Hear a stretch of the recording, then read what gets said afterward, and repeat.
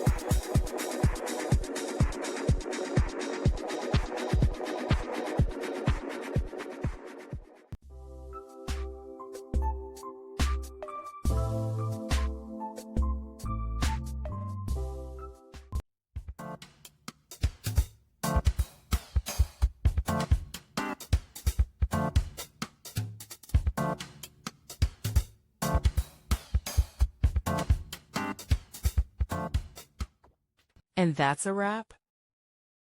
I hope you found the answer you were looking for. If you did, take a second to hit that subscribe button. It really helps out. And let me know in the comments which solution worked best for you. See you next time in the debug zone.